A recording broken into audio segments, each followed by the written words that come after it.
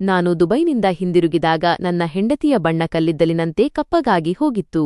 ಇದನ್ನು ನೋಡಿದ ತಕ್ಷಣ ನನ್ನ ತಾಯಿ, ಇವಳು ಮುಖ ಬೆಳ್ಳಗೆ ಮಾಡಿಕೊಳ್ಳುವ ಕೀಳುಮಟ್ಟದ ಕ್ರೀಮ್ಗಳನ್ನು ಹಚ್ಚಿಕೊಳ್ಳುತ್ತಿದ್ದಳು, ಅದಕ್ಕೆ ಹೀಗಾಗಿದೆ ಎಂದು ಹೇಳಿದರು. ತಾಯಿಯ ಮಾತು ಕೇಳಿ ನಾನು ಕೋಮಲ್ಗೆ ತುಂಬಾ ಬೈದೆ ಮತ್ತು ಕೆಟ್ಟದಾಗಿ ಮಾತನಾಡಿದೆ. ಆದರೆ ಅವಳು ಏನೂ ಮಾತನಾಡದೆ ಸುಮ್ಮನಿದ್ದಳು. ದಿನ ಕಳೆದಂತೆ ನನಗೆ ಅವಳ ಮುಖವನ್ನು ನೋಡಿದರೇನೆ ಅಸಹ್ಯ ಎನಿಸತೊಡಗಿತು. ಒಂದು ದಿನ ಮನೆಯವರೆಲ್ಲರೂ ಎಸಿ ರೂಮಿನಲ್ಲಿ ಕುಳಿತು ಆರಾಮವಾಗಿ ಲೂಡೋ ಆಟ ಆಡುತ್ತಿದ್ದರು. ಆದರೆ ಅಲ್ಲಿ ಕೋಮಲ್ ಇರಲಿಲ್ಲ. ನಾನು ಹೊರಗಿನಿಂದ ಬಂದಾಗ ನನಗೆ ತುಂಬಾ ಬಾಯಾರಿಕೆಯಾಗಿತ್ತು. ನಾನು ಕೋಮಲ್ ಎಂದು ಜೋರಾಗಿ ಕೂಗಿದೆ. ಆದರೆ ಅವಳು ಬರಲಿಲ್ಲ. ಇದರಿಂದ ನನಗೆ ತುಂಬಾ ಕೋಪ ಬಂತು. ನಾನು ನೇರವಾಗಿ ಟೆರೇಸ್ ಛಾವಣಿ ಕಡೆಗೆ ಹೋದೆ. ಅಲ್ಲಿನ ಕಡು ಬಿಸಿಲಿಗೆ ನನ್ನ ತಲೆ ಸುತ್ತಿದಂತಾಯಿತು. ಅಲ್ಲಿ ನೋಡಿದರೆ ಕೋಮಲ್ ಧಗಧಗಿಸುವ ಸುಡುವ ಬಿಸಿಲಿನಲ್ಲಿ. ಅಮ್ಮ, ಕೋಮಲ್ ಎಲ್ಲಿದ್ದಾಳೆ? ಕೋಮಲ್ನನ್ನು ಕರೆಯಿರಿ ಅಮ್ಮ ಎಂದು ನಾನು ತಾಯಿಯ ಬಳಿ ತುಂಬಾ ತಳಮಳದಿಂದ ಕೇಳಿದೆ. ನನ್ನ ಕಣ್ಣುಗಳು ಅವಳನ್ನು ನೋಡಲು ತವಕಿಸುತ್ತಿದ್ದವು. ಆದರೆ ಅವಳು ಎಲ್ಲಿಯೂ ಕಾಣಿಸುತ್ತಿರಲಿಲ್ಲ. ನಾನು ಮನೆಗೆ ಬಂದು 2 ಗಂಟೆಗಳಾಗಿದ್ದವು. ನಾನು ಮನೆಯಲ್ಲಿ ಎಲ್ಲರನ್ನೂ ಭೇಟಿಯಾಗಿದ್ದೆ ಮತ್ತು ಎಲ್ಲರಿಗೂ ತಂದಿದ್ದ ಉಡುಗೊರೆಗಳನ್ನು ಸಹ ಕೊಟ್ಟಿದ್ದೆ. ಆದರೆ ಅವಳು ಮಾತ್ರ ಇನ್ನೂ ಕಾಣಿಸಿಕೊಂಡಿರಲಿಲ್ಲ. ನನಗೆ ಅವಳ ಮೇಲೆ ಕೋಪವೂ ಬರುತ್ತಿತ್ತು. ಗಂಡ ಎಷ್ಟು ವರ್ಷಗಳ ನಂತರ ಪರದೇಶದಿಂದ ಮನೆಗೆ ಮರಳಿದ್ದಾನೆ. ಅವಳು ಎಲ್ಲರಿಗಿಂತ ಮೊದಲು ಬಂದು ನನ್ನನ್ನು ಭೇಟಿಯಾಗಬೇಕಿತ್ತು ಅಲ್ವೇ? ಆದರೆ ಅವಳು ಇನ್ನೂ ಬರಲಿಲ್ಲ. ನನ್ನ ಬರುವಿಕೆ ಅವಳಿಗೆ ಸ್ವಲ್ಪವೂ ಸಂತೋಷ ತರಲಿಲ್ಲವೇ? ಈ ಆಲೋಚನೆಯೇ ನನ್ನ ಹೃದಯವನ್ನು ಚುಚ್ಚುತ್ತಿತ್ತು. ಕೊನೆಗೆ ಬೇಸರದಿಂದ ನಾನು ಅಮ್ಮನಿಗೆ ಅವಳನ್ನು ಕರೆಯಲು ಹೇಳಿದೆ. ನನ್ನ ಮಾತು ಕೇಳಿ ಅಮ್ಮ ಮತ್ತು ಅತ್ತಿಗೆಯರು ಜೋರಾಗಿ ನಗಲು ಪ್ರಾರಂಭಿಸಿದರು. ನಾನು ಆಶ್ಚರ್ಯದಿಂದ ಅವರ ಕಡೆ ನೋಡಿದೆ. ಏನಾಯಿತು? ನೀವೆಲ್ಲರೂ ನನ್ನ ಮಾತು ಕೇಳಿ ಯಾಕೆ ಹೀಗೆ ನಗುತ್ತಿದ್ದೀರಾ? ನಾನು ಇಷ್ಟು ವರ್ಷಗಳ ನಂತರ ಪರದೇಶದಿಂದ ಬಂದಿದ್ದೇನೆ. ನನ್ನ ಹೆಂಡತಿಯನ್ನು ಭೇಟಿಯಾಗಲು ನನಗೆ ಅಷ್ಟೇ ಆತುರವಿದೆ. ಎಷ್ಟು ನಿಮ್ಮೆಲ್ಲರನ್ನು ಭೇಟಿಯಾಗಲು ಇತ್ತೋ ಅಷ್ಟೇ ಎಂದೆ. ಅಮ್ಮ ಮತ್ತು ಅತ್ತಿಗೆಯರು ನಗುತ್ತಿರುವುದನ್ನು ನೋಡಿ ನನಗೆ ಸ್ವಲ್ಪ ಮುಜುಗರವಾಯಿತು, ನಾಚಿಕೆಯಾಯಿತು. ಹಾಗಾಗಿ ನನ್ನ ಭಾವನೆಗಳನ್ನು ನಿಯಂತ್ರಿಸಿಕೊಳ್ಳುತ್ತಾ ತುಂಬಾ ಕಷ್ಟಪಟ್ಟು ಈ ನೆಪವನ್ನು ಹುಡುಕಿ ಹೇಳಿದ್ದೆ. ಆದರೆ ಅಮ್ಮ ಮತ್ತು ಅತ್ತಿಗೆಯರು ಮತ್ತೆ ನಗುತ್ತಾ ಹೀಗೆಂದರು, ನೀನು ನಿನ್ನ ಹೆಂಡತಿಯನ್ನು ನೋಡಲು ಇಷ್ಟೊಂದು ತವಕಿಸುತ್ತಿದ್ದೀಯಾ ಎಂದು ನಾವು ನಗುತ್ತಿಲ್ಲ. ಬದಲಿಗೆ ನೀನು ನಿನ್ನ ಸ್ವಂತ ಹೆಂಡತಿಯನ್ನೇ ಗುರುತಿಸಲು ಸಾಧ್ಯವಾಗಲಿಲ್ಲವಲ್ಲ ಎಂದು ನಾವು ನಗುತ್ತಿದ್ದೇವೆ. ನೀನು ತುಂಬಾ ಸಮಯದಿಂದ ಪರದೇಶದಲ್ಲಿದ್ದೆ ಎಂಬುದು ನಿಜ, ಆದರೆ ತನ್ನ ಹೆಂಡತಿಯನ್ನೇ ಮರೆತು ಹೋಗುವಂತಹ ಮರೆಗುಳಿತನವೇ? ಎಂದು ಅತ್ತಿಗೆ ಮತ್ತೆ ಖುಷಿಯಿಂದ ಜೋರಾಗಿ ನಕ್ಕರು. ನಾನು ಮಾತ್ರ ಆಶ್ಚರ್ಯದಿಂದ ಅವರ ಮುಖವನ್ನೇ ನೋಡುತ್ತಾ ನಿಂತಿದ್ದೆ. ಅದೇ ಕ್ಷಣದಲ್ಲಿ ನನ್ನ ಕಣ್ಣು ಎದುರುಗಡೆ ನಿಂತಿದ್ದ ಒಬ್ಬ ಹುಡುಗಿಯ ಮೇಲೆ ಬಿತ್ತು. ಅವಳನ್ನು ನಾನು ಅಲ್ಲಿಯವರೆಗೆ ಕೆಲಸದವಳು, ನೌಕರಳು ಎಂದುಕೊಂಡಿದ್ದೆ. ಅವಳು ನಿಧಾನವಾದ ಹೆಜ್ಜೆಗಳನ್ನಿಡುತ್ತಾ ಅಡುಗೆಮನೆಯ ಕಡೆಗೆ ಹೋದಳು. ಒಂದು ಕ್ಷಣ ನಾನು ಬೆಚ್ಚಿಬಿದ್ದೆ. ಅವಳ ಮುಖ ಎಲ್ಲೋ ನೋಡಿದ ಹಾಗೆ ಪರಿಚಿತವಾಗಿ ಅನಿಸಿತು. ನನ್ನ ಮೆದುಳಿನಲ್ಲಿ ಹಠಾತ್ ಒಂದು ದೊಡ್ಡ ಸ್ಫೋಟವಾದಂತಾಯಿತು. ಅಷ್ಟರಲ್ಲೇ ಅತ್ತಿಗೆ ನನ್ನ ಕಡೆ ಒಂದು ಅರ್ಥಗರ್ಭಿತ ನೋಟ ಬೀರುತ್ತಾ, ಹೌದು, ಇವಳೇ ಕೋಮಲ್. ನಿನಗೆ ಅವಳನ್ನು ಗುರುತಿಸಲು ಕೂಡ ಸಾಧ್ಯವಾಗಲಿಲ್ಲ ಅಲ್ವೇ? ಎಂದರು. ನಾನು ಅವರ ಮಾತಿಗೆ ಯಾವುದೇ ಉತ್ತರ ನೀಡಲಿಲ್ಲ. ನೇರವಾಗಿ ಅಮ್ಮನ ಕಡೆ ನೋಡಿ, ಅಮ್ಮ, ಕೋಮಲ್ಗೆ ಏನಾಗಿದೆ ಇದು ಎಂದು ಕೇಳಿದೆ. ಅದಕ್ಕೆ ಅಮ್ಮ ಅತ್ಯಂತ ಬೇಜವಾಬ್ದಾರಿಯಿಂದ, ಇವಳು ದಿನವಿಡೀ ಏನೇನೋ ಕ್ರೀಮ್ಗಳನ್ನು ಹಚ್ಚಿಕೊಳ್ಳುತ್ತಿರುತ್ತಾಳೆ. ಆ ಕಾರಣದಿಂದಲೇ ಅವಳ ಮುಖದ ಬಣ್ಣ ಸೀದುಹೋಗಿ ಹೀಗಾಗಿದೆ. ನಾನು ಎಷ್ಟೋ ಬಾರಿ ಬೇಡ ಎಂದು ತಡೆದರೂ ನನ್ನ ಮಾತನ್ನು ಕೇಳಲೇ ಇಲ್ಲ. ನನ್ನ ಗಂಡ ಸಂಪಾದಿಸಿದ ಹಣದಲ್ಲೇ ತಾನೇ ಹಚ್ಚಿಕೊಳ್ಳುತ್ತಿದ್ದೇನೆ. ನೀವು ಹಣ ಕೇಳಿದಾಗ ಕೊಡಬೇಡಿ ಅಷ್ಟೇ ಎಂದು ನನಗೆ ಎದುರು ಮಾತನಾಡುತ್ತಿದ್ದಳು. ಹಿರಿಯರ ಮಾತನ್ನು ಕೇಳದಿದ್ದರೆ ಏನಾಗುತ್ತದೆ ಎಂಬುದಕ್ಕೆ ಇದೇ ಸಾಕ್ಷಿ. ನೋಡು, ತನ್ನ ಅಂದವನ್ನೆಲ್ಲ ಹಾಳು ಮಾಡಿಕೊಂಡಿದ್ದಾಳೆ ಎಂದು ಅಮ್ಮ ನಗಲು ಪ್ರಾರಂಭಿಸಿದರು. ಅತ್ತಿಗೆಯರು ಸಹ ಅಮ್ಮನ ಮಾತಿಗೆ ಧ್ವನಿಗೂಡಿಸಿ ನಕ್ಕರು. ನನಗೆ ಕೋಮಲ್ ಮೇಲೆ ತುಂಬಾ ಕೋಪ ಬಂದಿತು. ಇಂತಹ ಕೀಳುಮಟ್ಟದ ಹಾಳಾದ ಮಾರುಕಟ್ಟೆಯ ಕ್ರೀಮ್ಗಳನ್ನು ಬಳಸುವ ಅವಶ್ಯಕತೆ ಏನಿತ್ತು? ಅವಳ ನಿಜವಾದ ಬಣ್ಣ ಮೊದಲೇ ತುಂಬಾ ಚೆನ್ನಾಗಿತ್ತು, ಬೆಳ್ಳಗಿತ್ತು. ಅವಳಿಗೆ ಯಾವುದೇ ಕ್ರೀಮ್ನ ಅಗತ್ಯವೇ ಇರಲಿಲ್ಲ. ನಾನು ಕಷ್ಟಪಟ್ಟು ಕಳುಹಿಸಿದ ಹಣವನ್ನೆಲ್ಲ ಇವಳು ಇಂತಹ ಅನಗತ್ಯ ವಸ್ತುಗಳಿಗಾಗಿಯೇ ಖರ್ಚು ಮಾಡಿದ್ದಾಳೆ ಅನ್ನಿಸುತ್ತದೆ. ಅವಳು ತನ್ನ ಊಟ ತಿಂಡಿಯ ಕಡೆಗೆ ಗಮನ ಹರಿಸಿ ಪೌಷ್ಟಿಕ ಆಹಾರ ಸೇವಿಸಿದ್ದರೆ ಅವಳ ಮುಖದ ಅಂದ ಹಾಗೆ ಇರುತ್ತಿತ್ತು ಮತ್ತು ನನ್ನ ಮನಸ್ಸಿನಲ್ಲಿ ಅವಳ ಯಾವ ಸುಂದರ ಚಿತ್ರವಿತ್ತೋ ಅವಳು ಹಾಗೆ ಕಾಣಿಸುತ್ತಿದ್ದಳು. ಅವಳು ನನಗೆ ನೀರು ಕೊಡಲು ಬಂದಾಗ ಅವಳ ರೂಪವನ್ನು ನೋಡಿ ನನಗೆ ಕೆಲಸದವಳು ಎಂಬ ಭ್ರಮೆಯಾಗಿತ್ತು. ಆದ್ದರಿಂದಲೇ ನಾನು ಅವಳ ಕಡೆ ಸರಿಯಾಗಿ ಗಮನ ಹರಿಸಿರಲಿಲ್ಲ. ಏನೇ ಇರಲಿ, ನನ್ನ ಕೋಪವನ್ನು ಮನಸ್ಸಿನಲ್ಲೇ ಒತ್ತಿ ಹಿಡಿದು ನಾನು ಎದ್ದು ನನ್ನ ಕೋಣೆಗೆ ಬಂದೆ. ಕೋಣೆಗೆ ಬಂದು ನಾನು ಬೆಡ್ ಮೇಲೆ ಕುಳಿತುಕೊಂಡೆ. ನನ್ನ ತಲೆಯಲ್ಲಿ ವಿಚಿತ್ರವಾದ ಗೊಂದಲ ಮತ್ತು ತಳಮಳ ಸೃಷ್ಟಿಯಾಗಿತ್ತು. ನಾನು ಇಷ್ಟು ವರ್ಷಗಳಿಂದ ಕೋಮಲ್ನ ಒಂದು ಸುಂದರವಾದ ಚಿತ್ರವನ್ನು ನನ್ನ ಹೃದಯದಲ್ಲಿ ಅಚ್ಚೊತ್ತಿ ಇಟ್ಟುಕೊಂಡಿದ್ದೆ. ಪರದೇಶದ ದಿನಗಳಲ್ಲಿ ಒಂಟಿತನ ಕಾಡಿದಾಗಲೆಲ್ಲ ಇದೇ ನೆನಪು ನನ್ನನ್ನು ಸಂಭಾಳಿಸುತ್ತಿತ್ತು. ಅವಳ ನಗು, ಅವಳ ತಿಳಿಬಣ್ಣ, ಅವಳ ನಾಚಿಕೆಯ ನೋಟ ಎಲ್ಲವೂ ನನ್ನ ಮನಸ್ಸಿನಲ್ಲಿ ಒಂದು ಸುಂದರ ಕನಸಿನಂತೆ ಸುರಕ್ಷಿತವಾಗಿತ್ತು. ನಾನು ಹಿಂತಿರುಗಿ ಬಂದಾಗ ಅವಳು ಇದೇ ರೀತಿ ನನ್ನನ್ನು ಸ್ವಾಗತಿಸುತ್ತಾಳೆ ಎಂದುಕೊಂಡಿದ್ದೆ. ಬಹುಶಃ ಸಂತೋಷದಿಂದ ಕಣ್ಣುಗಳು ತುಂಬಿ ಬರಬಹುದು, ಬಹುಶಃ ನನ್ನನ್ನು ಅಪ್ಪಿಕೊಳ್ಳಬಹುದು ಎಂದು ಭಾವಿಸಿದ್ದೆ. ಆದರೆ ಇಲ್ಲಿ ಎಲ್ಲವೂ ಉಲ್ಟಾ ಆಗಿಬಿಟ್ಟಿತ್ತು. ನನಗೆ ಅವಳನ್ನು ಗುರುತಿಸಲು ಸಾಧ್ಯವಾಗಲಿಲ್ಲ. ಇದನ್ನು ಯೋಚಿಸಿ ನನಗೆ ನನ್ನದೇ ಗೊಂದಲದ ಮೇಲೆ ಸಿಟ್ಟು ಬರುತ್ತಿತ್ತು. ಸ್ವಲ್ಪ ಸಮಯದ ನಂತರ ಕೋಮಲ್ ಕೋಣೆಗೆ ಬಂದಳು. ಅವಳು ನಿಧಾನವಾಗಿ ನಡೆದುಕೊಂಡು ಬಂದು ಬಾಗಿಲ ಬಳಿ ನಿಂತಳು.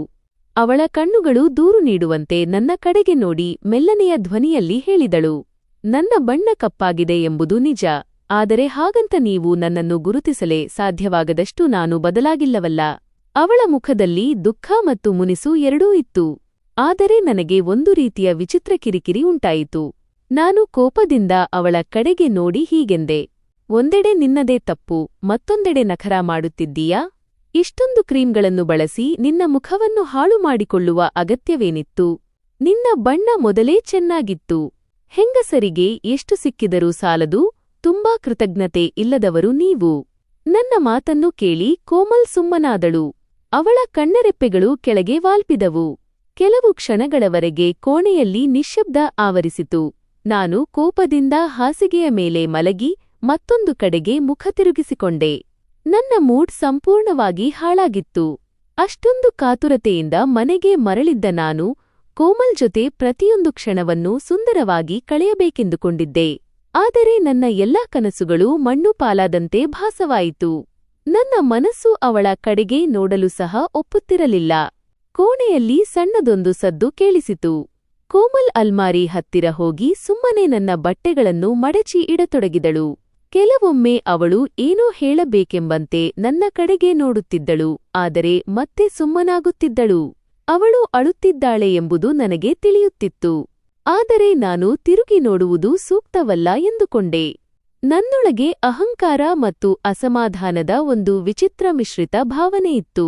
ಅವಳು ತನ್ನ ಹಳೆಯ ಸೌಂದರ್ಯವನ್ನು ಏಕೆ ಕಾಪಾಡಿಕೊಳ್ಳಲಿಲ್ಲ? ನಾನು ಅವಳನ್ನು ಹೇಗೆ ನೆನಪಿಸಿಕೊಳ್ಳುತ್ತಿದ್ದೆ ಎಂದು ಅವಳಿಗೆ ಗೊತ್ತಿರಲಿಲ್ಲವೇ ಎಂದು ನಾನು ಯೋಚಿಸುತ್ತಿದ್ದೆ. ಕೆಲವು ಕ್ಷಣಗಳ ನಂತರ ಅವಳು ಧೈರ್ಯ ಮಾಡಿ ಮತ್ತೆ ಹೇಳಿದಳು, ನಿಮಗೆ ಗೊತ್ತಿಲ್ಲದೇ ಇರಬಹುದು, ಆದರೆ ಇಲ್ಲಿನ ಪರಿಸ್ಥಿತಿ ಈಗ ಮೊದಲಿನಂತಿಲ್ಲ. ಬಿಸಿಲಿನಲ್ಲಿ ಕೆಲಸ ಮಾಡಬೇಕಾಗುತ್ತದೆ. ಮನೆಯ ಕೆಲಸಗಳು ಜಾಸ್ತಿಯಾಗಿವೆ. ಅತ್ತೆಯವರ ಆರೋಗ್ಯವೂ ಆಗಾಗ ಕೈಕೊಡುತ್ತದೆ. ನಾನು ಎಲ್ಲವನ್ನೂ ಸದ್ದಿಲ್ಲದೆ ನಿಭಾಯಿಸುತ್ತಿದ್ದೇನೆ. ಅವಳು ನಿಧಾನವಾಗಿ ತನ್ನ ಬೆರಳುಗಳನ್ನು ಹೊಸಕಿಕೊಳ್ಳುತ್ತಾ ಹೇಳಿದಳು, ಕ್ರೀಮ್ಗಳನ್ನು ನಾನು ಹಚ್ಚಿಕೊಂಡಿದ್ದು ನಿಮಗೆ ಇಷ್ಟವಾಗಬಹುದು, ನೀವು ಸಂತೋಷಪಡಬಹುದು ಎಂಬ ಕಾರಣಕ್ಕಾಗಿ. ನಾನು ಮೊದಲಿನಂತಿಲ್ಲ ಎಂದು ನಿಮಗೆ ಅನಿಸಬಾರದು ಎಂದುಕೊಂಡಿದ್ದೆ. ಅವಳ ಧ್ವನಿಯಲ್ಲಿ ನಡುಕವಿತ್ತು.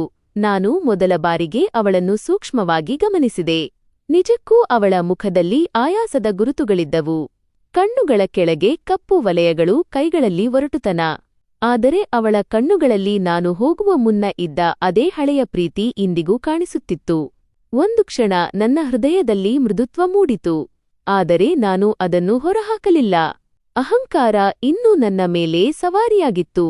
ಕೋಮಲ್ ಮೆಲ್ಲನೆ ಹೇಳಿದಳು, ನೀವು ಹೋಗುವಾಗ ನಾನು ಬೇಗ ಹಿಂತಿರುಗಿ ಬನ್ನಿ ಎಂದು ಹೇಳಿದ್ದು ನಿಮಗೆ ನೆನಪಿದೆಯೇ? ನೀವು ಕೇವಲ ಕೆಲವು ವರ್ಷಗಳಷ್ಟೇ ಆಮೇಲೆ ಒಟ್ಟಿಗೆ ಇರೋಣ ಎಂದಿದ್ದಿರಿ.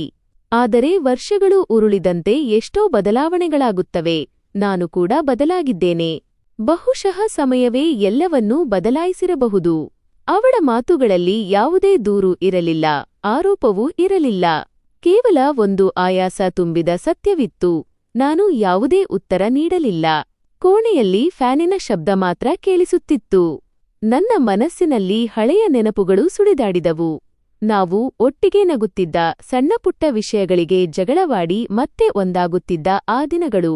ಕೇವಲ ಬಣ್ಣ ಬದಲಾದ ತಕ್ಷಣ ಎಲ್ಲವೂ ಬದಲಾಗಿ ಬಿಡುತ್ತದೆಯೇ? ಈ ಪ್ರಶ್ನೆ ನನ್ನೊಳಗೆ ಎಲ್ಲೋ ಪ್ರತಿಧ್ವನಿಸುತ್ತಿತ್ತು. ಆದರೆ ನಾನು ಅದನ್ನು ಒಪ್ಪಿಕೊಳ್ಳಲು ಸಿದ್ಧನಿರಲಿಲ್ಲ. ಕೋಮಲ್ ನಿಧಾನವಾಗಿ ಹಾಸಿಗೆಯ ಒಂದು ಮೂಲೆಯಲ್ಲಿ ಕುಳಿತುಕೊಳ್ಳುತ್ತಾ ಹೇಳಿದಳು, ನಾನು ಪ್ರತಿದಿನ ನಿಮಗಾಗಿ ಕಾಯುತ್ತಿದ್ದೆ. ನಿಮ್ಮ ಫೋಟೋ ನೋಡುತ್ತಲೇ ಇರುತ್ತಿದ್ದೆ. ನೀವು ಬಂದಾಗ ಬಹುಶಃ ನನ್ನನ್ನು ನೋಡಿ ಸಂತೋಷಪಡಬಹುದು ಎಂದು ಯೋಚಿಸುತ್ತಿದ್ದೆ. ಆದರೆ ಇಂದು ನೀವು ನನ್ನನ್ನು ಗುರುತಿಸಲೇ ಇಲ್ಲ ಎಂದಾಗ ನಾನು ಎಲ್ಲೋ ಕಳೆದು ಹೋಗಿದ್ದೇನೆ ಎನಿಸಿತು. ಅವಳ ಧ್ವನಿ ಒಡೆದುಹೋಯಿತು ಮತ್ತು ಅವಳು ಮೌನವಾದಳು. ನನ್ನ ಹೃದಯದಲ್ಲಿ ಸಣ್ಣದೊಂದು ಚುಚ್ಚಿದಂತಾಯಿತು.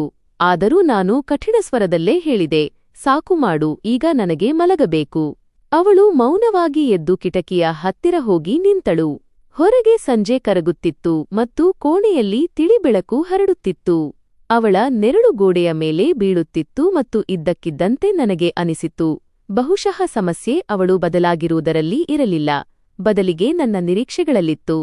ನಾನು ಕಣ್ಣುಗಳನ್ನು ಮುಚ್ಚಿಕೊಂಡು ಮಲಗಿದ್ದೆ. ಆದರೆ ನಿದ್ದೆ ಮಾತ್ರ ದೂರದೂರದವರೆಗೂ ಇರಲಿಲ್ಲ.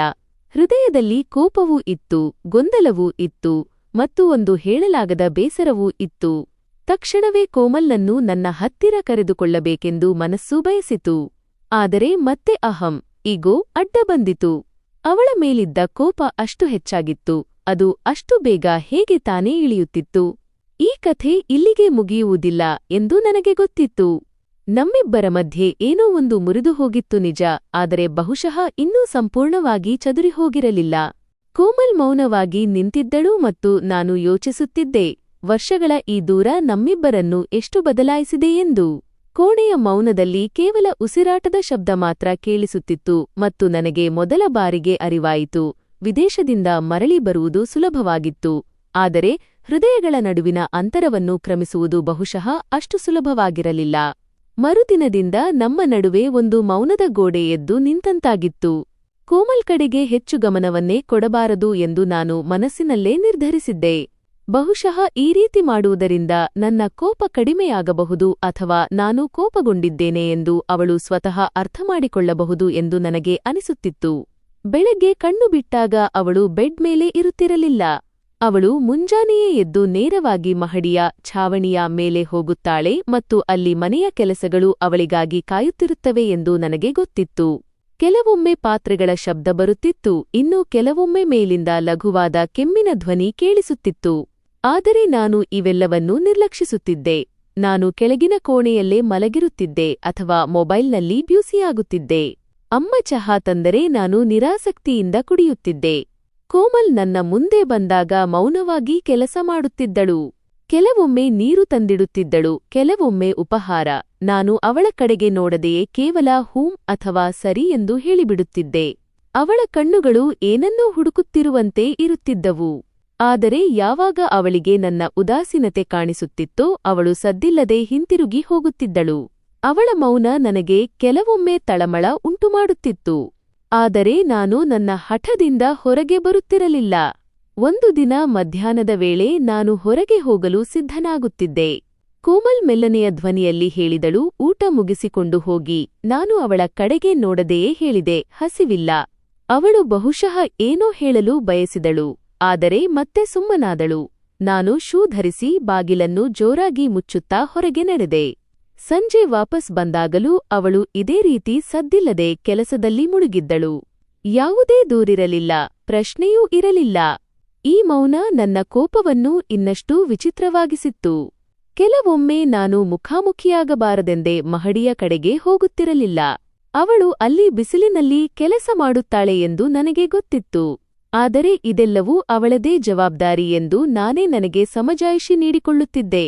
ನಾನು ಸ್ನೇಹಿತರೊಂದಿಗೆ ಸಮಯ ಕಳೆಯಲು ಪ್ರಾರಂಭಿಸಿದೆ. ಮನೆಗೆ ವಾಪಸ್ ಬಂದಾಗ ಅಮ್ಮ ಮತ್ತು ಅತ್ತಿಗೆಯಂದಿರು ಕುಳಿತು ಮಾತನಾಡುತ್ತಿರುತ್ತಿದ್ದರು ಮತ್ತು ಕೋಮಲ್ ಎಲ್ಲೋ ಒಂದು ಕಡೆ ಬ್ಯುಸಿಯಾಗಿರುತ್ತಿದ್ದಳು. ಮನೆಯಲ್ಲಿ ಅವಳ ಇರುವಿಕೆ ಈಗ ಒಂದು ನೆರಳಿನಂತೆ ಭಾಸವಾಗುತ್ತಿತ್ತು. ಅವಳು ಎಲ್ಲೆಡೆ ಇದ್ದಳು, ಆದರೆ ನನ್ನ ಹೃದಯಕ್ಕೆ ಹತ್ತಿರವಾಗಿರಲಿಲ್ಲ. ಒಂದು ಸಂಜೆ ನಾನು ಟಿವಿ ನೋಡುತ್ತಿದ್ದೆ. ಕೋಮಲ್ ಬಂದು ನಿಧಾನವಾಗಿ ಕೇಳಿದಳು, ಚಹಾ ಮಾಡಿಕೊಡಲೆ? ನಾನು ತಣ್ಣನೆಯ ಧ್ವನಿಯಲ್ಲಿ ಹೇಳಿದೆ, ಮನಸ್ಸಿದ್ದರೆ ಮಾಡು. ಅವಳು ಮೌನವಾಗಿ ಅಡುಗೆ ಮನೆಗೆ ಹೋದಳು. ಸ್ವಲ್ಪ ಸಮಯದ ನಂತರ ಚಹಾ ತಂದಾಗ ನನ್ನ ಕೈಯಿಂದ ಕಪ್ ಸ್ವಲ್ಪ ಸವರಿದಂತಾಗಿ ಚಹಾ ಹೊರಗೆ ಚೆಲ್ಲಿತು. ನಾನು ಕಿರಿಕಿರಿಗೊಂಡು ಕಟುವಾಗಿ ಹೇಳಿದೆ, ನಿನಗೆ ಒಂದು ಕೆಲಸವನ್ನು ಸರಿಯಾಗಿ ಮಾಡಲು ಬರುವುದಿಲ್ಲವೇ? ಅವಳು ದಬಾಕೆಂದು ಹಿಂದೆ ಸರಿದು ಇಷ್ಟೇ ಹೇಳಿದಳು, ಕ್ಷಮಿಸಿ. ಅವಳ ಧ್ವನಿಯಲ್ಲಿ ಯಾವುದೇ ಸಮರ್ಥನೆ ಇರಲಿಲ್ಲ, ಕೋಪವೂ ಇರಲಿಲ್ಲ. ಕೇವಲ ಒಂದು ಆಯಾಸವಿತ್ತು. ಅದು ನನ್ನನ್ನು ಕ್ಷಣಕಾಲ ಮೌನವಾಗಿಸಿತು. ಆದರೆ ನಂತರ ನಾನು ನನ್ನ ನೋಟವನ್ನು ಬೇರೆಡೆಗೆ ತಿರುಗಿಸಿದೆ. ಎರಡನೇ ಘಟನೆ ನಡೆದದ್ದು ನಾನು ನನ್ನ ಬಟ್ಟೆಗಳನ್ನು ಕೇಳಿದಾಗ. ಅವಳು ಬಹುಶಃ ಮೇಲೆ ಕೆಲಸದಲ್ಲಿ ಬ್ಯುಸಿಯಾಗಿದ್ದಳು ಮತ್ತು ಸ್ವಲ್ಪ ತಡವಾಯಿತು. ನಾನು ಧ್ವನಿ ಏರಿಸಿದೆ, ನಿನಗೆ ಕೇಳಿಸುವುದಿಲ್ಲವೇ? ಅವಳು ಬೇಗಬೇಗನೆ ಮೆಟ್ಟಿಲುಗಳನ್ನು ಇಳಿದು ಬಂದು ಬಟ್ಟೆಗಳನ್ನು ನನ್ನ ಮುಂದೆ ಇಟ್ಟಳು. ಬೆವರಿನಿಂದ ಅವಳ ಮುಖ ಸಂಪೂರ್ಣವಾಗಿ ಒದ್ದೆಯಾಗಿತ್ತು. ನಾನು ತಂಗುದನಿಯಲ್ಲಿ ವ್ಯಂಗ್ಯವಾಗಿ ಹೇಳಿದೆ, ಮನೆಯ ಕೆಲಸಗಳಲ್ಲಿ ಎಷ್ಟು ಬ್ಯುಸಿಯಾಗಿದ್ದೀಯಾ ಎಂದರೆ ಗಂಡನ ಮಾತು ಕೂಡ ಕೇಳಿಸುವುದಿಲ್ಲ.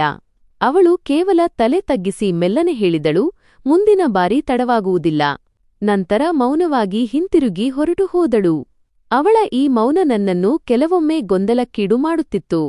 ಅವಳು ಉತ್ತರಿಸಬೇಕೆಂದು ವಾದ ಮಾಡಬೇಕೆಂದು ನಾನು ಬಯಸುತ್ತಿದ್ದೆ, ಇದರಿಂದ ನನ್ನ ಕೋಪ ಹೊರಬರಲಿ ಎಂದು. ಆದರೆ ಅವಳು ಪ್ರತಿ ಬಾರಿಯೂ ಸುಮ್ಮನೆ ಇರುತ್ತಿದ್ದಳು. ಇನ್ನು ಮುಂದೆ ಏನೂ ಹೇಳಬಾರದು ಎಂದು ಅವಳು ನಿರ್ಧರಿಸಿದಂತಂತಿತ್ತು. ಅವಳ ಮುಖದಲ್ಲಿ ಒಂದು ವಿಚಿತ್ರವಾದ ಗಾಂಭೀರ್ಯ ಆವರಿಸಿತ್ತು. ಮೊದಲೆಲ್ಲ ಅವಳು ನಗುತ್ತಿದ್ದಳು, ಸಣ್ಣಪುಟ್ಟ ವಿಷಯಗಳಿಗೂ ಮುಗುಳ್ನಗುತ್ತಿದ್ದಳು.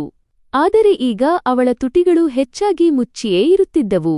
ದಿನಗಳು ಕಳೆಯುತ್ತಾ ಹೋದವು. ಮನೆಯಲ್ಲಿ ಎಲ್ಲವೂ ಮೊದಲಿನಂತೆಯೇ ನಡೆಯುತ್ತಿದೆ ಎಂಬುದನ್ನು ನಾನು ಗಮನಿಸಿದೆ. ಆದರೆ ನಮ್ಮಿಬ್ಬರ ನಡುವೆ ಅಂತರ ಹೆಚ್ಚಾಗುತ್ತಿತ್ತು. ಅವಳು ಹೇಗೆ ಕೆಲಸ ಮಾಡುತ್ತಾಳೆ ಎಂದು ನೋಡಲು ನಾನು ಎಂದಿಗೂ ಟೆರೇಸ್, ಛಾವಣಿ ಮೇಲೆ ಹೋಗಲಿಲ್ಲ. ನನಗೆ ಇದರ ಬಗ್ಗೆ ಕಾಳಜಿಯಿಲ್ಲ ಎಂಬ ಹಠ ನನ್ನ ಮನಸ್ಸಿನಲ್ಲಿತ್ತು. ಆದರೆ ರಾತ್ರಿಯಲ್ಲಿ ಕೆಲವೊಮ್ಮೆ ಟೆರೇಸ್ನಿಂದ ಪಾತ್ರೆಗಳನ್ನು ಇಡುವ ಸದ್ದು ಕೇಳಿಸಿದಾಗ ನನ್ನ ಹೃದಯದಲ್ಲಿ ಲಘುವಾದ ನೋವಿನ ಭಾವನೆ ಮೂಡುತ್ತಿತ್ತು. ಅದನ್ನು ನಾನು ತಕ್ಷಣವೇ ಹತ್ತಿಕ್ಕುತ್ತಿದ್ದೆ. ಒಂದು ರಾತ್ರಿ ನಾನು ತಡವಾಗಿ ಕೋಣೆಗೆ ಬಂದೆ. ಕೋಮಲ್ ಆಗಲೇ ಮಲಗಿದ್ದಳು ಅಥವಾ ಮಲಗುವಂತೆ ನಟಿಸುತ್ತಿದ್ದಳು. ಅವಳ ಕೈಗಳ ಮೇಲೆ ಲಘುವಾದ ಗಾಯದ ಗುರುತುಗಳಿದ್ದವು, ಬಹುಶಃ ಕೆಲಸ ಮಾಡುವಾಗ ಆಗಿರಬಹುದು. ನಾನು ಒಂದು ಕ್ಷಣ ಸೂಕ್ಷ್ಮವಾಗಿ ಗಮನಿಸಿದೆ. ನಂತರ ಕಣ್ಣುಗಳನ್ನು ಬೇರೆಡೆಗೆ ತಿರುಗಿಸಿಕೊಂಡೆ. ಹೃದಯದಲ್ಲಿ ಒಂದು ವಿಚಿತ್ರವಾದ ಚಡಪಡಿಕೆ ಇತ್ತು. ಆದರೆ ಇದು ಕೇವಲ ಸಮಯದ ಆಟ ಎಂದು ನಾನೇ ಸಮಾಧಾನ ಪಟ್ಟುಕೊಂಡೆ. ಮೆಲ್ಲನೆ ನಮ್ಮ ಸಂಬಂಧವು ಮಾತುಗಳಿಂದ ಶೂನ್ಯವಾಗತೊಡಗಿತು. ಅವಳು ಬೆಳಿಗ್ಗೆ ಎದ್ದ ತಕ್ಷಣ ಟೆರೇಸ್ಗೆ ಹೋಗುತ್ತಿದ್ದಳು, ದಿನವಿಡೀ ಕೆಲಸ ಮಾಡುತ್ತಿದ್ದಳು ಮತ್ತು ರಾತ್ರಿ ಮೌನವಾಗಿ ಮಲಗುತ್ತಿದ್ದಳು. ನಾನು ಅವಳ ಹತ್ತಿರವಿದ್ದು ಅವಳಿಂದ ದೂರವಿದ್ದೆ. ಕೆಲವೊಮ್ಮೆ ಅವಳು ಸ್ವತಃ ಬದಲಾಗಿದ್ದಾಳೆ ಎಂದು ಯೋಚಿಸುತ್ತಿದ್ದೆ. ಆದರೆ ಒಳಗಿನಿಂದ ಒಂದು ಧ್ವನಿ ಹೇಳುತ್ತಿತ್ತು, ಬಹುಶಃ ನಾನೇ ಅವಳ ಹೃದಯದ ಬಾಗಿಲುಗಳನ್ನು ಮುಚ್ಚಿಬಿಟ್ಟಿದ್ದೇನೆ ಎಂದು. ಆದರೆ ನನ್ನ ಅಹಂಕಾರ ಎಷ್ಟು ಪ್ರಬಲವಾಗಿತ್ತೆಂದರೆ ನಾನು ಆ ಧ್ವನಿಯನ್ನು ಕೇಳಲು ಸಿದ್ಧನಿರಲಿಲ್ಲ. ಇದೇ ರೀತಿ ದಿನಗಳೂ ಉರುಳಿದವು. ನಾನು ಅವಳನ್ನು ನೋಡಿದರೂ ನೋಡದಂತೆ ಇರುವುದನ್ನು ಕಲಿತುಕೊಂಡಿದ್ದೆ ಮತ್ತು ಅವಳು ನನ್ನ ನಡವಳಿಕೆಯನ್ನು ಮೌನವಾಗಿ ಸ್ವೀಕರಿಸಲು ಕಲಿತಿದ್ದಳು. ಆದರೆ ಆ ಮೌನಗಳು ಕೆಲವೊಮ್ಮೆ ಮಾತುಗಳಿಗಿಂತ ಆಳವಾಗಿ ಗಾಯಗೊಳಿಸುತ್ತವೆ ಎಂಬ ಕಲ್ಪನೆ ನನಗಿರಲಿಲ್ಲ. ಮತ್ತು ಒಂದು ದಿನ ಇದೇ ಮೌನ ಎಲ್ಲವನ್ನೂ ಬದಲಾಯಿಸಲಂತಿತ್ತು. ಮಧ್ಯಾಹ್ನದ ಉರಿಬಿಸಿಲು ಟೆರೇಸ್ ಮೇಲೆ ಬೆಂಕಿಯುಗುಳುತ್ತಿತ್ತು. ಇಂದು ಮೊದಲ ಬಾರಿಗೆ ನಾನು ಏಕೋ ಮೇಲಕ್ಕೆ ಬಂದಿದ್ದೆ. ಬಹುಶಃ ಹೃದಯದೊಳಗಿನ ಚಡಪಡಿಕೆ ನನ್ನನ್ನು ಎಳೆದು ತಂದಿತ್ತು ಅಥವಾ ದಿನದಿಂದ ದಿನಕ್ಕೆ ಆಳವಾಗುತ್ತಿದ್ದ ಆ ಮೌನಗಳು ನನ್ನನ್ನು ತಂದಿದ್ದವು. ನಾನು ಟೆರೇಸ್ ಬಾಗಿಲು ತೆರೆದ ತಕ್ಷಣ ಬಿಸಿ ಗಾಳಿಯ ರಭಸ ನನ್ನ ಮುಖಕ್ಕೆ ಅಪ್ಪಳಿಸಿತು. ಕೆಲವು ಕ್ಷಣಗಳ ಕಾಲ ಉಸಿರಾಡುವುದು ಕಷ್ಟವಾಯಿತು. ನನ್ನ ಹೆಜ್ಜೆಗಳು ಅಲ್ಲೇ ಸ್ಥಗಿತಗೊಂಡವು. ಎದುರುಗಡೆ ಕೋಮಲ್ ಒಲೆಯ ಹತ್ತಿರ ಕುಳಿತಿದ್ದಳು. ಮುಖ ಬೆವರಿನಿಂದ ನೆನೆದಿತ್ತು. ಕೈಗಳು ಹಿಟ್ಟಿನಿಂದ ತುಂಬಿದ್ದವು ಮತ್ತು ಕಣ್ಣುಗಳ ಕೆಳಗೆ ಕಪ್ಪು ವರ್ತುಲಗಳು ದಣಿವು ಮೂಡಿದ್ದವು. ಸೂರ್ಯನ ಬಿಸಿಲು ಅವಳ ಮೇಲೆ ಎಷ್ಟು ತೀವ್ರವಾಗಿ ಬೀಳುತ್ತಿತ್ತೆಂದರೆ ಯಾರೋ ಅವಳ ಸುತ್ತಲೂ ಬೆಂಕಿಯ ವರ್ತುಲವನ್ನು ಸೃಷ್ಟಿಸಿದಂತೆ ಭಾಸವಾಗುತ್ತಿತ್ತು. ಅವಳು ಯಾವುದೇ ತಡೆ ಇಲ್ಲದೆ ಮೌನವಾಗಿ ಒಂದಾದ ನಂತರ ಒಂದರಂತೆ ರೊಟ್ಟಿಗಳನ್ನು ಬೇಯಿಸುತ್ತಿದ್ದಳು. ಅವಳ ಹಣೆ ಮೇಲಿನ ಬೆವರಿನ ಹನಿಗಳು ಹರಿಯುತ್ತಿದ್ದವು. ಆದರೆ ಅವಳು ಪದೇ ಪದೇ ಸೆರಗಿನಿಂದ ಅದನ್ನು ಒರೆಸಿಕೊಂಡು ಮತ್ತೆ ಕೆಲಸದಲ್ಲಿ ಮಗ್ನಳಾಗುತ್ತಿದ್ದಳು. ನಾನು ಕೆಲವು ಕ್ಷಣಗಳ ಕಾಲ ಅವಳನ್ನೇ ನೋಡುತ್ತಾ ನಿಂತಿದ್ದೆ. ಹಠಾತ್ತಾಗಿ ನನಗೆ ನನ್ನದೇ ಉಸಿರು ಗಟ್ಟಿದಂತಾಯಿತು. ನಾನು 2 ಹೆಜ್ಜೆ ಮುಂದೆ ಇಟ್ಟಾಗ ಬಿಸಿಲಿನ ತೀವ್ರತೆಗೆ ನನ್ನ ತಲೆ ತಿರುಗಿದಂತಾಯಿತು. ನಾನು ಗೋಡೆಯ ಆಸರೆ ಪಡೆದುಕೊಂಡೆ. ಕೋಮಲ್ ಗಾಬರಿಯಿಂದ ನನ್ನತ್ತ ನೋಡಿ ತಕ್ಷಣ ಎದ್ದು ನಿಂತಳು. ಅವಳ ಕಣ್ಣುಗಳಲ್ಲಿ ಆತಂಕವಿತ್ತು. ನೀವು ಇಲ್ಲಿಗೆ ಏಕೆ ಬಂದಿದ್ದೀರಿ? ಬಿಸಿಲು ತುಂಬಾ ಇದೆ. ಕೆಳಗೆ ಹೋಗಿ ಎಂದು ಅವಳು ಆತುರವಾಗಿ ಹೇಳಿದಳು. ಆ ಕ್ಷಣದಲ್ಲಿ ಮೊದಲ ಬಾರಿಗೆ ನನಗೆ ಅರಿವಾಯಿತು. ಅವಳು ಸ್ವತಃ ಈ ಬೆಂಕಿಯಲ್ಲಿ ಉರಿಯುತ್ತಿದ್ದರೂ ನನ್ನ ಬಗ್ಗೆ ಚಿಂತಿಸುತ್ತಿದ್ದಾಳೆ ಎಂದು. ನನ್ನ ಗಂಟಲಿನಲ್ಲಿ ಮಾತುಗಳು ಸಿಲುಕಿಕೊಂಡಂತಾದವು. ನಾನು ಸುತ್ತಲೂ ನೋಡಿದೆ. ಟೆರೇಸ್ ಮೇಲೆ ಯಾವುದೇ ನೆರಳು ಇರಲಿಲ್ಲ. ದಿನವಿಡೀ ಅವಳು ಇದೇ ಕೆಲಸವನ್ನು ಮಾಡುತ್ತಿರಬೇಕು. ಕೆಲವು ದಿನಗಳ ಹಿಂದೆ ನಾನು ಯಾವ ಕೋಮಲ್ನನ್ನು ಕೆಲಸದಾಕೆ ಎಂದು ಭಾವಿಸಿದ್ದೆನೋ ಆಕೆಯ ಸ್ಥಿತಿ ಇದಾಗಿತ್ತು. ನನ್ನ ಹೃದಯ ಹಠಾತ್ತಾಗಿ ಒಂದು ವಿಚಿತ್ರವಾದ ಅಪರಾಧ ಪ್ರಜ್ಞೆ ಮತ್ತು ಮುಜುಗರದಿಂದ ತುಂಬಿಹೋಯಿತು. ಅಮ್ಮನ ಮಾತುಗಳು ನನ್ನ ಕಿವಿಯಲ್ಲಿ ಮೊಳಗಿದವು. ಕ್ರೀಮ್ಗಳನ್ನು ಹಚ್ಚಿ ಹಚ್ಚಿ ಬಣ್ಣ ಹಾಳು ಮಾಡಿಕೊಂಡಿದ್ದಾಳೆ. ಆದರೆ ಇಲ್ಲಿ ಸತ್ಯವೇ ಬೇರೆಯಾಗಿತ್ತು. ಈ ಬಣ್ಣ ಕ್ರೀಮ್ಗಳಿಂದಲ್ಲ, ಬದಲಿಗೆ ಬಿಸಿಲು, ಉಷ್ಣತೆ ಮತ್ತು ಕಠಿಣ ಪರಿಶ್ರಮದಿಂದ ಒಣಗಿ ಹೋಗಿತ್ತು. ಈ ಬಣ್ಣ ತ್ಯಾಗದ್ದು ಮತ್ತು ಜವಾಬ್ದಾರಿಯದ್ದಾಗಿತ್ತು. ನಾನು ಮೆಲ್ಲನೆ ಕೇಳಿದೆ, ನೀನು ಪ್ರತಿದಿನ ಇಲ್ಲಿ ಇಷ್ಟು ಬಿಸಿಲಿನಲ್ಲಿ ಕೆಲಸ ಮಾಡುತ್ತೀಯಾ? ಅವಳು ಲಘುವಾಗಿ ಮುಗುಳ್ನಗುತ್ತಿದ್ದಳು. ಹೌದು, ಮನೆ ದೊಡ್ಡದಾಗಿದೆ. ಎಲ್ಲರಿಗೂ ಅಡುಗೆ ಮಾಡಬೇಕಲ್ಲವೇ? ಈಗ ಅಭ್ಯಾಸವಾಗಿ ಹೋಗಿದೆ ಎಂದಳು. ಅವಳ ತುಟಿಗಳ ಮೇಲೆ ಮುಗುಳ್ನಗೆ ಇತ್ತು, ಆದರೆ ಕಣ್ಣುಗಳಲ್ಲಿ ಆಯಾಸ ಎದ್ದು ಕಾಣುತ್ತಿತ್ತು.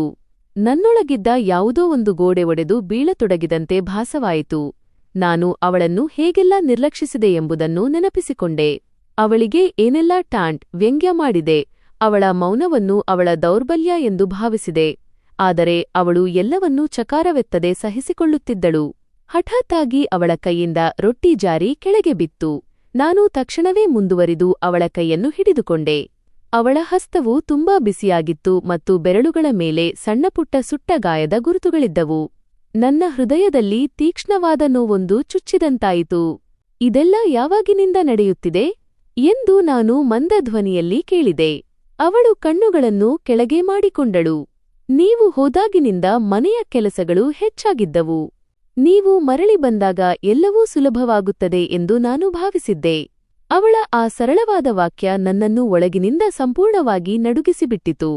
ನಾನು ಇಷ್ಟು ವರ್ಷಗಳ ಕಾಲ ಪರದೇಶದಲ್ಲಿ ಕಷ್ಟಪಟ್ಟು ದುಡಿಯುತ್ತಿದ್ದೆ. ಆದರೆ ಅವಳು ಇಲ್ಲಿ ಒಬ್ಬಂಟಿಯಾಗಿ ಎಲ್ಲವನ್ನೂ ನಿಭಾಯಿಸುತ್ತಿದ್ದಳು. ನಾನು ಅವಳತ್ತ ನೋಡಿದೆ. ಅವಳ ಮೈಬಣ್ಣ ಬಹುಶಃ ಬದಲಾಗಿರಬಹುದು, ಆದರೆ ಅವಳ ಕಣ್ಣುಗಳಲ್ಲಿ ನಾನು ನೋಡಿದ ಮೊದಲ ದಿನದಷ್ಟೇ ಪ್ರೀತಿಯಿತ್ತು. ನನ್ನ ತುಟಿಗಳೂ ನಡುಗಿದವು. ಕೋಮಲ್, ನಾನು ತಪ್ಪು ಮಾಡಿದೆ. ಅವಳು ಆಶ್ಚರ್ಯದಿಂದ ನನ್ನ ಕಡೆ ನೋಡತೊಡಗಿದಳು. ನಿನ್ನನ್ನು ಅರ್ಥಮಾಡಿಕೊಳ್ಳುವ ಬದಲು ನಾನು ನಿನ್ನನ್ನು ತಪ್ಪು ತಿಳುವಳಿಕೆ ಮಾಡಿದೆ.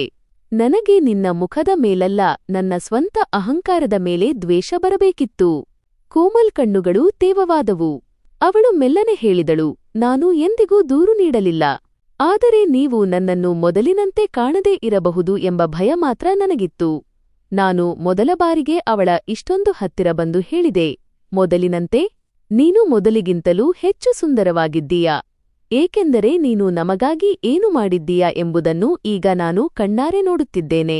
ಬೀಸಿ ಗಾಳಿಯ ರಭಸವೊಂದು ಬೀಸಿತು, ಆದರೆ ಈಗ ನನಗೆ ಆ ಶಾಖದ ಅರಿವಾಗುತ್ತಿರಲಿಲ್ಲ. ನಾನು ಒಲೆಯನ್ನು ಆರಿಸಿ ಅವಳ ಕೈಗಳನ್ನು ನನ್ನ ಕೈಗಳಲ್ಲಿ ತೆಗೆದುಕೊಂಡೆ. ಅವಳ ಕಣ್ಣುಗಳಿಂದ ಕಣ್ಣೀರು ಹರಿಯತೊಡಗಿತು. ಆದರೆ ಇವು ಮೌನದ ಕಣ್ಣೀರಾಗಿರಲಿಲ್ಲ, ಬಹುಶಃ ನೆಮ್ಮದಿಯ ಕಣ್ಣೀರುಗಳಾಗಿದ್ದವು. ಕೆಳಗಿನಿಂದ ಅಮ್ಮನ ಧ್ವನಿ ಕೇಳಿಸಿತು, ಕೋಮಲ್, ರೊಟ್ಟಿಗಳೆಲ್ಲ ಸಿದ್ಧವಾದವ ಇಲ್ಲವಾ? ನಾನು ಮೊದಲ ಬಾರಿಗೆ ಗಟ್ಟಿಯಾದ ಧ್ವನಿಯಲ್ಲಿ ಉತ್ತರಿಸಿದೆ, ಇಲ್ಲ, ಇನ್ನು ಮುಂದೆ ಕೋಮಲ್ ಕೆಳಗೆ ವಿಶ್ರಾಂತಿ ಪಡೆಯುತ್ತಾಳೆ. ಕೋಮಲ್ ದಿಗ್ಭ್ರಮೆಯಿಂದ ನನ್ನತ್ತ ನೋಡಿದಳು. ಅವಳ ಕಣ್ಣುಗಳಲ್ಲಿ ಆಶ್ಚರ್ಯ ಮತ್ತು ಸಂತೋಷ ಮಿಶ್ರಿತವಾಗಿದ್ದವು. ನಾನು ಅವಳ ಕೈಯನ್ನು ಹಿಡಿದು ಟೆರೇಸ್ನ ಮೂಲೆಯಲ್ಲಿದ್ದ ನೆರಳಿನ ಜಾಗದ ಕಡೆಗೆ ಕರೆದುಕೊಂಡು ಹೋದೆ. ಪರದೇಶದಿಂದ ನಾನು ಕೇವಲ ನನ್ನ ದೇಹವನ್ನು ಮಾತ್ರ ತೆಗೆದುಕೊಂಡು ಮರಳಿ ಬಂದಿದ್ದೆ, ನನ್ನ ಹೃದಯವನ್ನಲ್ಲ ಎಂಬುದು ನನಗೆ ಇದ್ದಕ್ಕಿದ್ದಂತೆ ಅರಿವಾಯಿತು. ಮತ್ತು ಇಂದು ಈ ಸುಡುವ ಬಿಸಿಲಿನಲ್ಲಿ ಈ ಟೆರೇಸ್ ಮೇಲೆ ನನ್ನ ಹೃದಯವು ಮರಳಿ ಬಂದಿತ್ತು. ನಾನು ಮೆಲ್ಲನೆ ಹೇಳಿದೆ, ನಿನ್ನ ಬಣ್ಣ ಬದಲಾಗಿಲ್ಲ ಕೋಮಲ್, ನನ್ನ ದೃಷ್ಟಿಕೋನ ಬದಲಾಗಿದೆ. ಅವಳು ಲಘುವಾಗಿ ಮುಗುಳ್ನಕ್ಕಳು, ಅದೇ ಹಳೆಯ ಮುಗುಳ್ನಗೆ, ಅದನ್ನು ನಾನು ವರ್ಷಗಳಿಂದ ನೆನಪಿಸಿಕೊಳ್ಳುತ್ತಿದ್ದೆ. ಪ್ರೀತಿ ಎನ್ನುವುದು ಮುಖದ ಗುರುತಲ್ಲ, ಬದಲಿಗೆ ಭಾವನೆಗಳ ಗುರುತು ಎಂಬುದು ಆ ಕ್ಷಣದಲ್ಲಿ ನನಗೆ ಅರ್ಥವಾಯಿತು. ಮತ್ತು ಇಂದು ನಾನು ನಿಜವಾಗಿಯೂ ನನ್ನ ಹೆಂಡತಿಯನ್ನು ಮೊದಲ ಬಾರಿಗೆ ಗುರುತಿಸಿದ್ದೆ, ಅರ್ಥಮಾಡಿಕೊಂಡಿದ್ದೆ. ಸಂಜೆ ಕಳೆಯುತ್ತಿತ್ತು, ಸೂರ್ಯ ಮುಳುಗುತ್ತಿದ್ದನು. ನಾವಿಬ್ಬರೂ ಮೌನವಾಗಿ ಮೆಟ್ಟಿಲುಗಳ ಕಡೆಗೆ ಹೆಜ್ಜೆ ಹಾಕಿದೆವು. ಆದರೆ ಈ ಮೌನವು ಮೊದಲಿನಂತಿರಲಿಲ್ಲ. ಇದರಲ್ಲಿ ದೂರವಿರಲಿಲ್ಲ, ಬದಲಿಗೆ ಸಾಮೀಪ್ಯವಿತ್ತು, ಆಪ್ತತೆಯಿತ್ತು. ಮತ್ತು ನಮ್ಮ ಕಥೆ ಇಲ್ಲಿಗೆ ಮುಗಿದಿಲ್ಲ ಎಂಬುದು ನನಗೆ ತಿಳಿದಿತ್ತು. ಬದಲಿಗೆ ಬಹುಶಃ ನಿಜವಾದ ಅರ್ಥದಲ್ಲಿ ಇಂದಿನಿಂದಲೇ ಪ್ರಾರಂಭವಾಗಿದೆ. ಸ್ನೇಹಿತರೆ, ಈ ಕಥೆಯ ಬಗ್ಗೆ ನಿಮ್ಮ ಅಭಿಪ್ರಾಯವೇನು ಎಂಬುದನ್ನು ಕಾಮೆಂಟ್ ಬಾಕ್ಸ್ನಲ್ಲಿ ಖಂಡಿತವಾಗಿ ತಿಳಿಸಿ. ಒಂದು ವೇಳೆ ನಿಮಗೆ ನಮ್ಮ ಇಂದಿನ ಕಥೆ ಇಷ್ಟವಾಗಿದ್ದರೆ ದಯವಿಟ್ಟು ಇದನ್ನು ಲೈಕ್ ಮಾಡಿ. ನೀವಿನ್ನೂ ನಮ್ಮ ಚಾನೆಲ್ ಅನ್ನು ಸಬ್ಸ್ಕ್ರೈಬ್ ಮಾಡದಿದ್ದರೆ ಖಂಡಿತವಾಗಿ ಮಾಡಿಕೊಳ್ಳಿ. ಹಾಗಾದರೆ ಸಿಗೋಣ ಇಂತಹದ್ದೇ ಮತ್ತೊಂದು ಮೋಟಿವೇಶನಲ್ ಕಥೆಯೊಂದಿಗೆ. ನೋಡಿದ್ದಕ್ಕಾಗಿ ಧನ್ಯವಾದಗಳು. Thanks for watching.